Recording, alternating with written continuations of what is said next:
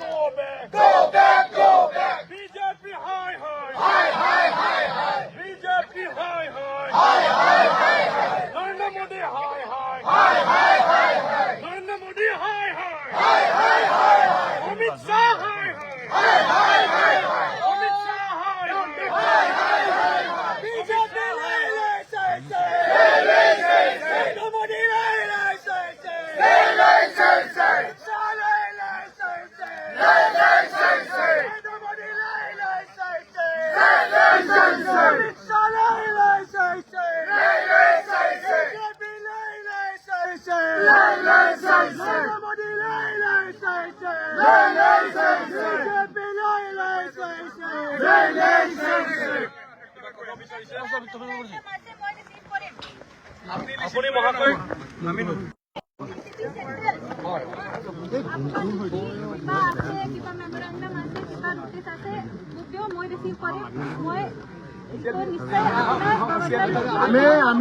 আমি ৰাজ্যপালৰ ওচৰত যাব বিচাৰো। আপোনালোকে আমি ৰাজ্যপালক লগ কৰিব বিচাৰো।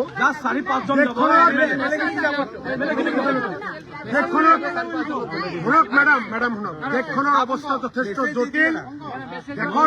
দেশৰ যুৱ সমাজৰ ওপৰত অত্যাচাৰ কৰিছে, দেশৰ ভৱিষ্যতলৈ হেতালি খেলিছে, গণতন্ত্ৰ আন্দোলনকাৰীৰ ওপৰত অত্যাচাৰ চলিছে।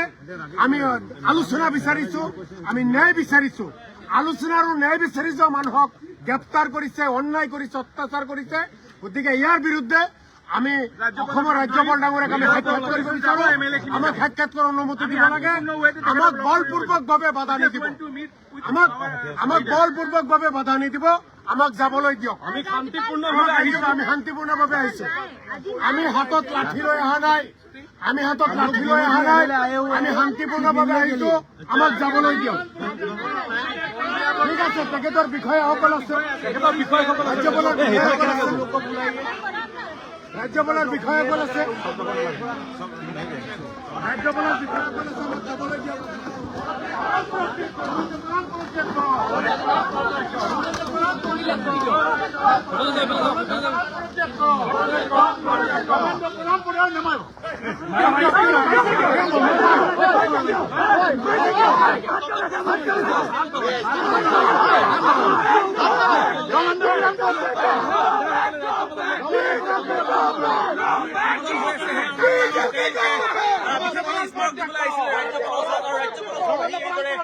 তেওঁলোকে আহিবলৈ যোৱা সময়তে তেওঁলোকক আৰক্ষীয়ে বাধা দিছে আৰু যিসকল দেখিছে জাকিৰ হুছেইন চিদ্দাৰ, জুবেৰ আলম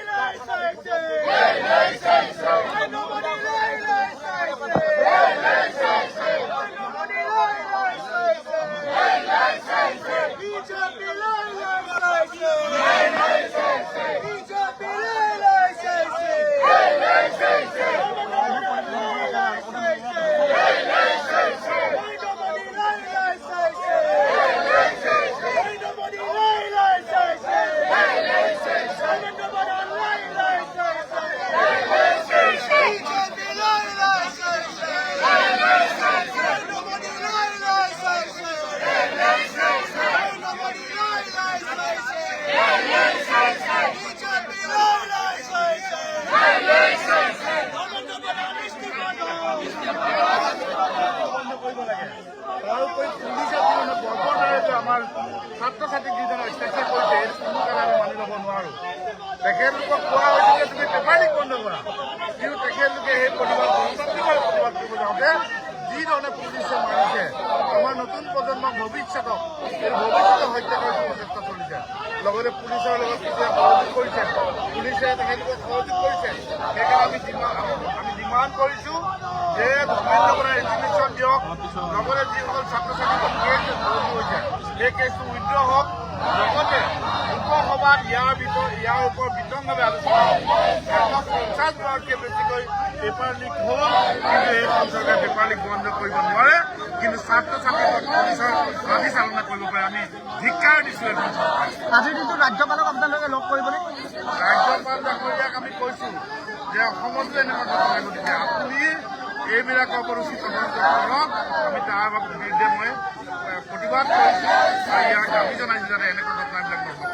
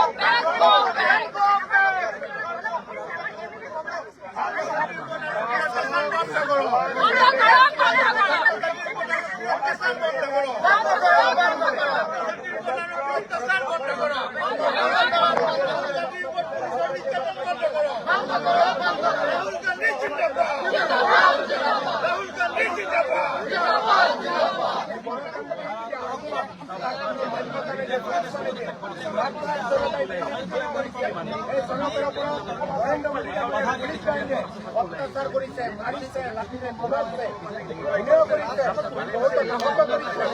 ৰাহুল গান্ধীৰ নৰেন্দ্ৰ মোদী ডাঙৰীয়াৰ আলোচনা বিচাৰিছে, তেখেতৰ লগত কথা পাতিব বিচাৰিছে।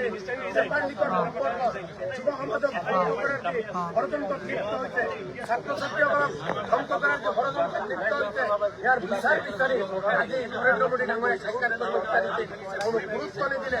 যোৱাকালি গোটেই ছাত্ৰ সমাজ যুৱ সমাজক পুলিচক পিটালে নৰেন্দ্ৰ মোদীয়ে। আজি ৰাহুল গান্ধী ডাঙৰীয়াৰ লগতে কংগ্ৰেছৰ নেতৃবৰ্গক অপমান কৰিলে, গ্ৰেপ্তাৰ কৰিলে। তাৰ বিৰুদ্ধে আমি ওলাই আহিছোঁ। আমি পেপাৰ লিক বন্ধ কৰিব লাগিব। পেপাৰ লিকৰ লগত ধৰ্মেন্দ্ৰ প্ৰধান ডাঙৰীয়াৰ লগতে বিজেপি আৰু ফৰিদপুৰ বৰমূৰীয়া নেতা জড়িত, তেখেতসকলক গ্ৰেপ্তাৰ কৰিব লাগিব। সজাগ বিচাৰিছোঁ আৰু ইয়াৰ ওপৰত তদন্ত সুৰক্ষিত ভাৰতৰ কাৰণে সুৰক্ষিত ভাৰতৰ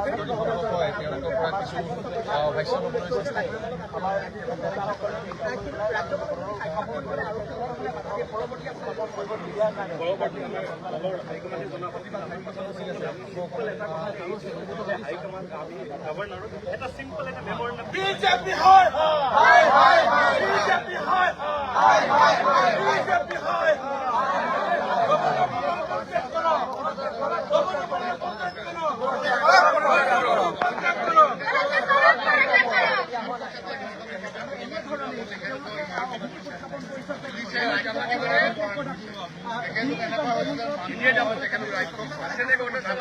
যেনেকে পকিছে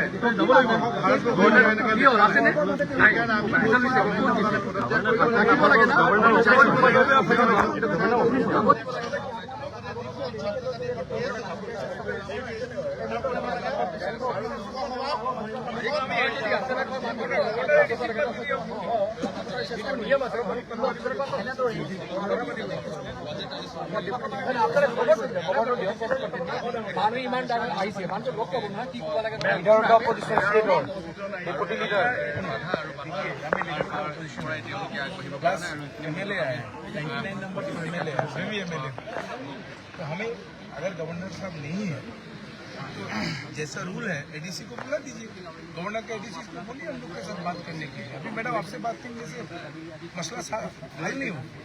समझ रहे हैं, लेकिन आप हमें मेमोरेंडम हम लोग उनसे बात करेंगे, एज पर कोई आने में क्या प्रॉब्लम? देखिए के साथ भी जाएंगे ना, एडीसी यहाँ थोड़े रहेंगे। नहीं एक एडीसी थोड़ी ना है, 4-5 एडीसी है उनका। हाँ, एक तो हमेशा रहता है एडीसी में, गवर्नर के साथ ही ट्रैवल करते हैं। उनके साथ और नीचे में भी आप आपकी तरफ एक्सेप्ट करेंगे, हम गवर्नमेंट तक मसला सुलझाना बातचीत करेंगे। ये कॉन्स्टिट्यूशनल राइट हम लोग को अभी तक बात देने को लिया है। अगर आप जाने नहीं देंगे तो कुछ नहीं कर सकते। अगर वो मिलना नहीं चाहते हम लोग के साथ आप कर सकते हैं, ठीक है? नहीं मिलना चाहिए, समझ रहा हूँ। उनको ऑफिस की तरफ से आना चाहिए। यहाँ में लीडर ऑफ द ऑपोजिशन है, कैबिनेट मिनिस्टर, अगर वो एडीसी यहाँ नहीं आ सकते, रियली अनफॉर्चुनेट।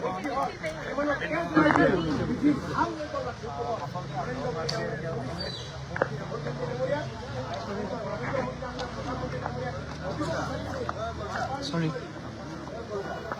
साइड দিব ওলাই দিও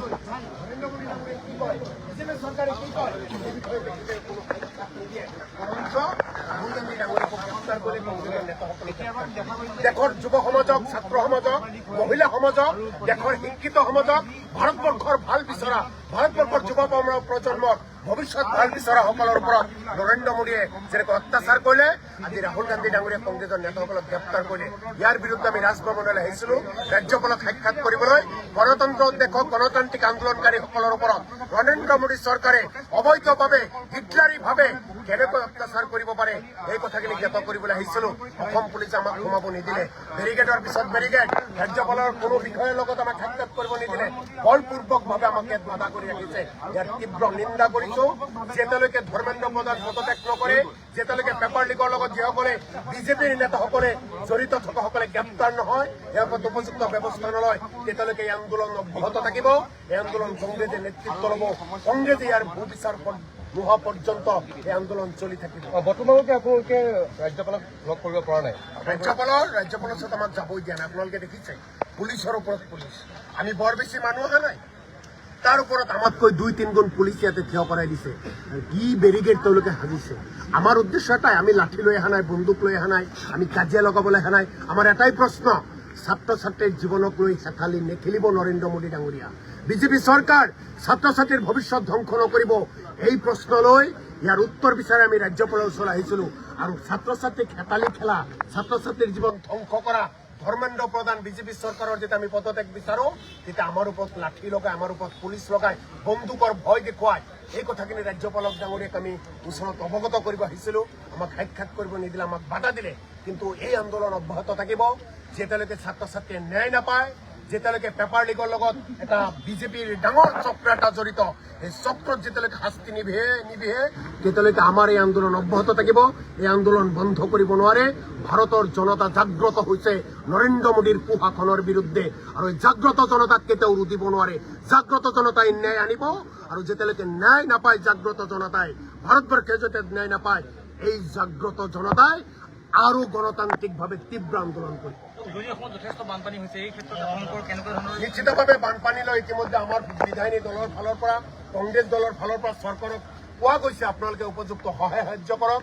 স্থানীয় আমাৰ কংগ্ৰেছৰ নেতাকৰ্মীসকলে সহায় সাহায্যৰ লগত লাগি গৈছে অহাকালি বিধানসভাত নিশ্চিতভাৱে এই বিষয়ে আমি চৰকাৰক অৱগত কৰিম চৰকাৰৰ পৰা আমি বিচাৰিম যে আপোনালোকে এতিয়ালৈকে কিমান সহায় কৰিছে কিমান বানপীড়িতসকলক আপোনালোকে সহায় সাহায্য কৰিব পাৰিছে কি তাৰ তথ্য আৰু আপোনালোকে যি ধৰণে ৰাইজে বিচাৰিছে নিশ্চিতভাৱে আপোনালোকে সহায় কৰিব পৰা নাই গতিকে আপোনালোকে যে এই যে অলপমান বানপানী 3টা জিলাত বানপানী 3টা জিলাৰ জনতাৰ কাষতে ৰাজ্য চৰকাৰখন ভালকৈ থিয় দিব পৰা নাই সমগ্ৰ অসমত বানপানী হলে কি হ'ব ভয়ংকৰ বানপানী মানুহ মৃত্যু হৈছে মানুহ আজিৰ তাৰিখতো পানীৰ মাজত আবদ্ধ হৈ আছে এই চৰকাৰখন উদ্ধাৰ কাৰ্যত ব্যৰ্থ হৈছে গতিকে অহাকালি নিশ্চিতভাৱে বিধানসভাত সেই যিসকল বানপীড়িত ৰাইজৰ হকে কংগ্ৰেছ বিধায়িনী দলে ৰাইজক জবাবদিহি কৰিব উত্তৰ বিচাৰিব আৰু চৰকাৰে বাধ্য হ'ব লাগিব বানপীড়িতসকলক সহায় সাহায্য কৰাৰ কাৰণে আৰু এয়া আছিল কংগ্ৰেছ নেতৃত্বৰ